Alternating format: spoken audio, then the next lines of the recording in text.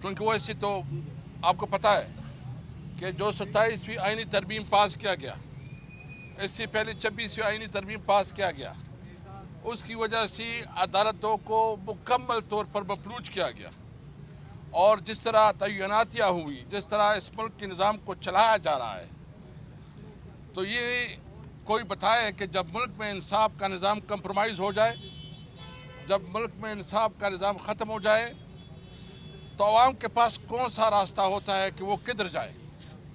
वो माशरे, वो ममालिक, वो जंगल बन जाते हैं।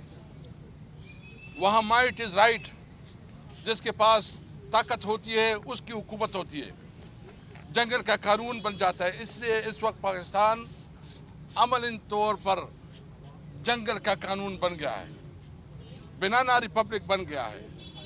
इस वक्त किसी भी शहरी को यह तहफ़्फ़ुज़ नहीं है। तमाम शहरी महसूस करते हैं कि अगर उसके साथ कोई जुल्म होता है तो इनके लिए इंसाफ का कोई इदारा नहीं रह गया।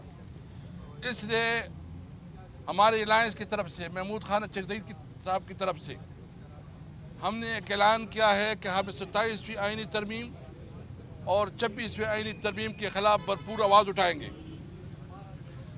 जुम्मे को हम यूम सलाम मना रहे हैं। हम अपने वकला बरादरी को, हम अपने ताजिर बरादरी को, हम तुलबा को, मज़दूरों को, तमाम जमहूरियत पसंद क़ुव्वतों को, सियासी पार्टियों को, ये हम उससे इस्तिदा करते हैं कि आए अपने लिए, मुल्क में कानून और आइन के हुक्मरानी के लिए, मुल्क में आज़ाद अदलिया के लिए, मुल्क में इंसाफ के निज़ाम के लिए आवाज़ उठाए। इस वक्त इमरान खान और उसकी बीवी के ख़िलाफ़ ख़ासकर जो शरंगेज़ प्रोपेगेंडा शुरू किया गया है, ये इंतहाई घिनौना घटिया हरकत है। और हम समझते हैं कि सियासत इतनी नहीं गिरनी चाहिए कि फिर आप घरों तक पहुँचे, बेडरूम तक पहुँचे और इल्ज़ाम तराशियों पे फिर जो वफाकी वज़रा जो लब लहजा इस्तेमाल कर रहे हैं, जिस तरह इस प्रोपेगेंडे को दवाम दे रहे हैं, हमें आप मजबूर ना करें कि आपके घरों की बातें भी इस तरह जो है ना बैठकों में या प्रेस कॉन्फ्रेंसों में और मीडिया में हो। हम किसी की बेतौकीरी नहीं चाहते, लेकिन एक हद होता है, आप अपने हद पे रहें।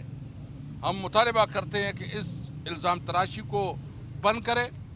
और ये तो एक झूठा प्रोपेगेंडा, एक गलीज़ प्रोपेगेंडा शुरू किया गया है बुशरा बीबी के ख़िलाफ़, हम इसकी मज़म्मत करते हैं।